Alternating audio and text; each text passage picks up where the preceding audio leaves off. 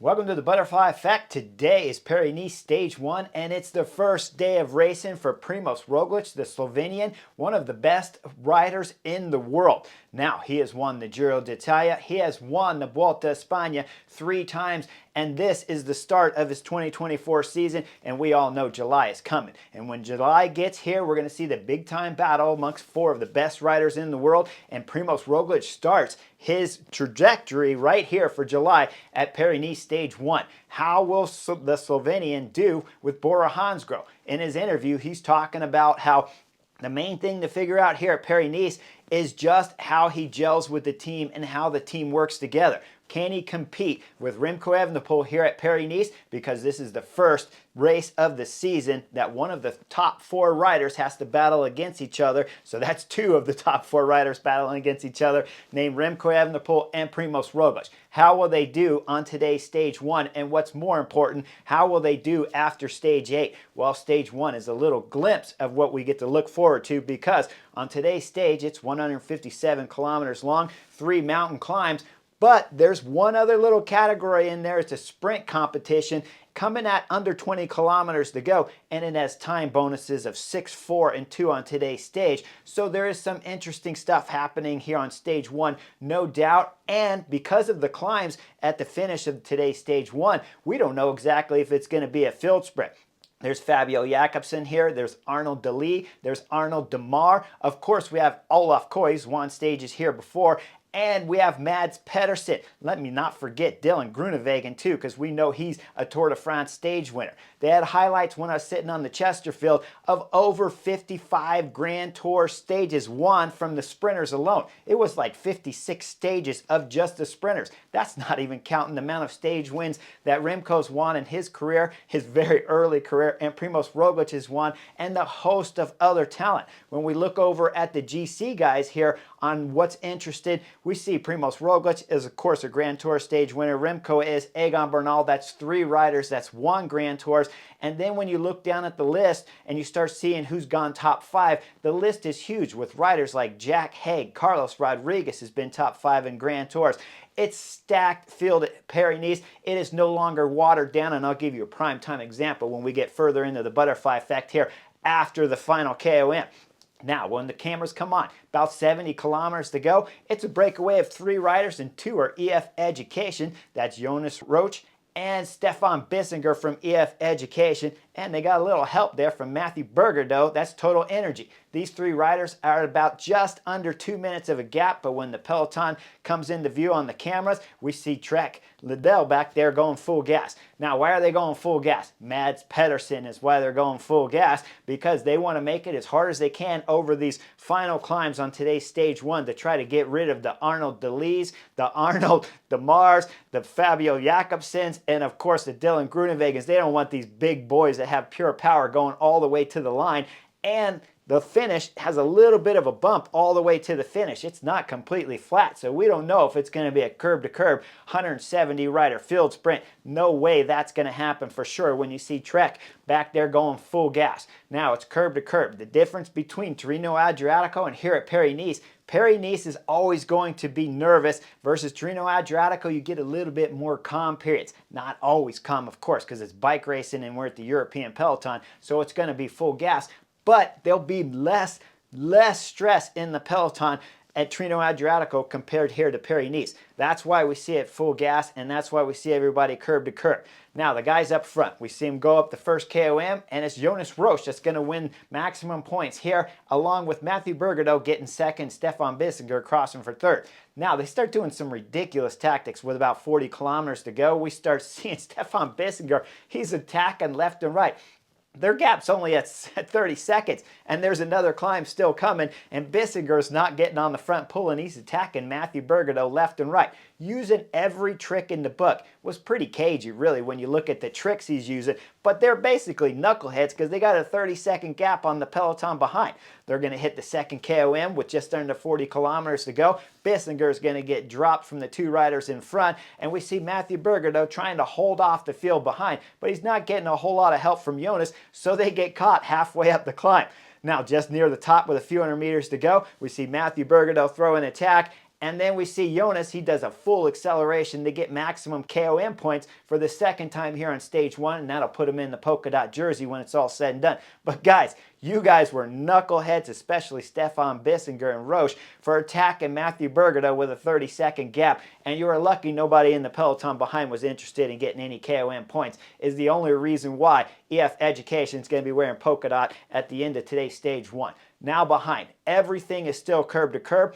Trek's at the front, Bora Hansgrohe's at the front, Pseudo Quickstep's at the front, UAE Team Emirates are near the front, Ineos are near the front. All the big teams are up front, and that's why it's curb to curb. And things start getting really interesting with about 20 kilometers to go. So if you don't have much time to watch the whole stage, definitely tune in at 20. And this is when we start seeing some interesting things. You look over to the right side of the field there, that's Jumbo-Visma over there with Jorgensen, Matteo Jorgensen, the American rider, over there wearing the yellow jersey on the right side of the road. You start looking a little bit over to the left, you see Matthias Skilmos from Trek. He's in an ideal spot. And you start looking all the way over to the left and further down, well, that's Remco Evenepoel. And he's a little bit far back because he's about the 7th row in the peloton, but he's slightly over to the left side of the road, only about 1-2 riders in from the right.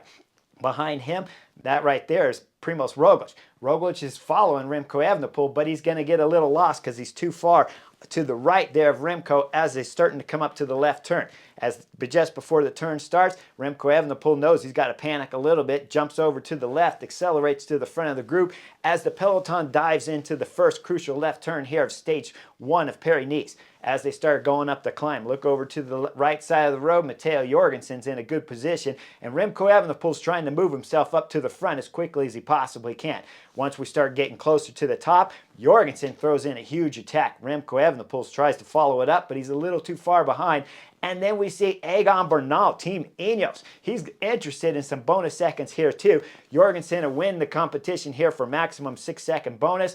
Of course, Remco gets second, and the Colombian Egan Bernal round out the podium here for 2-second time bonuses, all on Primoz Roglič, who's caught napping back there. Now, these guys are going, maybe we'll go full gas because it's Remco Evenepoel at the front. This is the difference between a slightly watered down field that we see earlier in the years versus here at Paris-Nice, where we start seeing the real competition all meeting up in the same rendezvous point. As Remco Evenepoel's going full gas, he's not able to just destroy the peloton like we saw earlier in Portugal. Now we got a quality field back there chasing. But Primoz Roglič is in trouble. Remco Evenepoel's up there pulling hard as he can as they're diving left and right through the narrow streets here in France. And as they're pulling out, Remco Evenepoel realizes they're going to get caught from behind. But look way back there. That's Alexander Vlasov from Bora Hansgrohe, the first lieutenant, to Primoz Roglič. And he's got to get on the front because Primoz Roglič is still a little too far back. Now we got one more KOM still to go, and it's going to come in just at about 12-13 kilometers to go. But before that, as the climb starts rising up, look at Primoz Roglič back there as he starts getting a little bit closer to the front over to his teammate Mateo Sobrero, as he's still a little bit in the middle of the peloton, but probably only about 25 guys back. He'll move over to the right. He'll see Wilco Kelderman from Visma Lease bike start to accelerate to the front. And this is when we know Primoz Roglič winter training has been spot on. They're going fast at the front. Of course, with Pseudo Quickstep going full gas for Remco Evenepoel, trying to keep him out of trouble going up this final climb here. And then Primoz Roglič is able to accelerate all the way to the front to get him up there when the climb starts proper. Now, it starts getting interesting with about 600 meters to go before the last and final KOM, because Egan Bernal, Team Ineos, is throwing in his attack at 600 meters to go. Remco Evenepoel's had enough playing around. He's done enough of it already. Now he's ready to go at about 500 meters. He comes flying right past Egan Bernal, going full gas. 400 meters, he's looking back over his shoulder. He's seeing everyone suffer back there. 300 meters, he's looking back again as the gaps are starting to explode back there. But Finn Fisher-Black from UAE Team Emirates is trying to hold on for dear life. His head's dropping down. He's in pain. Primoz Roglič is just behind Finn Fisher-Black, and Remco Evenepoel is going to do one more acceleration. As Finn Fisher-Black blows, we see Primoz Roglič has to close the gap up there to Remco Evenepoel. This is the sign that the Slovenian is on form right now as he's able to claw his way slowly back up to Remco Evenepoel, and another sign that this field here at Paris-Nice is not watered down. Guys, this is the race to be watching here in 2024 if you just started your viewing of the 24 race season in Europe. Do not miss here at Paris-Nice, because Remco Evenepoel is going full gas as he comes up to the KOM, but Primož Roglič is locked onto his wheel by the time he crosses the line. As they go over the top, Remco Evenepoel wants to go full gas. He's getting a little bit interested because the gap there to the peloton behind has exploded, but Primož Roglič doesn't want any of it, so Remco Evenepoel has to back off the gas. Now look at this picture right here with the Arkea Samsic rider. He is suffering. He's got his tongue out, but he's like, I'm at the front, man. I don't know what's happening, but I'm at the front, and I love it right here. This is fantastic. That's Ewan up there, French rider from Arkea Samsic, with his tongue out, and then over to the right, that's Ian Van Wilder right there. Van Wilder shrugs his shoulder. He's shrugging his shoulder like, oh man, that hurt.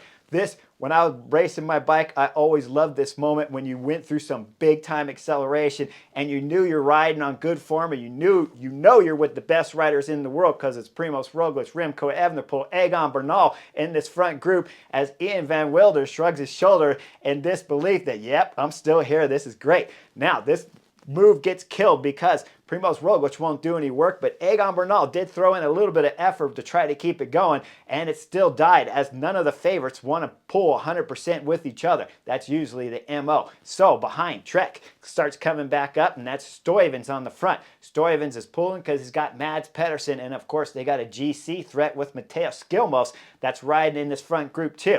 Now two groups come together. We got about 50, 60 riders to go, under 12 kilometers with Trek on the front. 10 kilometers to go. We see the attack from Anthony Turgis. Turgis from Total Energy throws in his attack as he's flying up the road.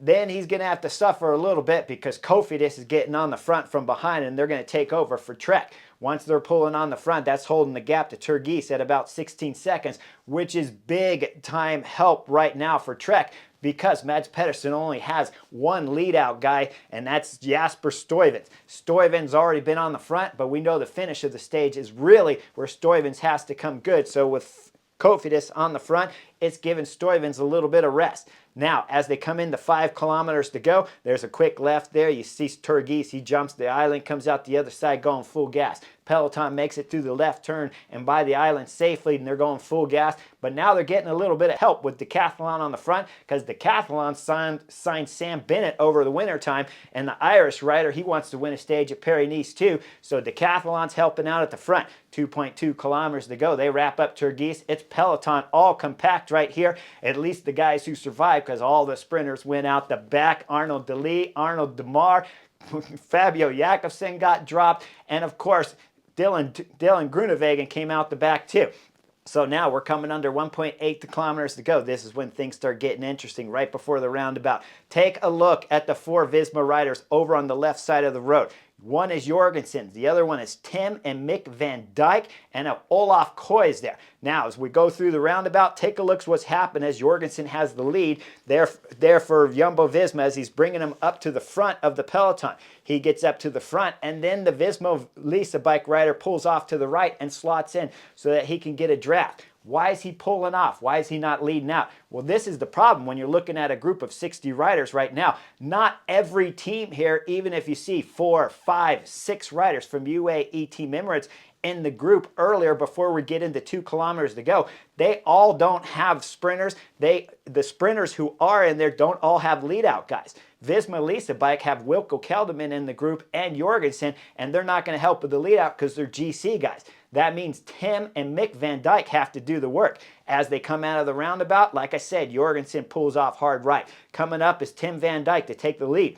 As he's coming up, his brother Mick, they're twins, I guess, comes up on the back end of the wheel there, and he bumps hard to the right side there of Jasper Stuyvens. Stuyvens getting a little bit grumpy over the bump, and then we see Mick get a little grumpy and come back for a second hit. After that, Stuyvens, you see him look over to the left like, dude, what are you doing?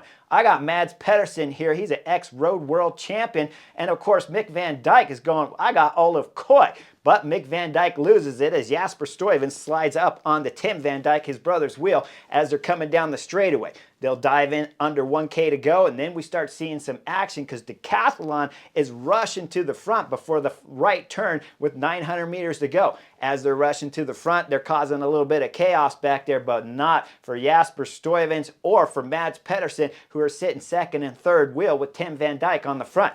Tim Van Dyke flies into the right turn. Look as he comes out of the right with just about 800 meters to go.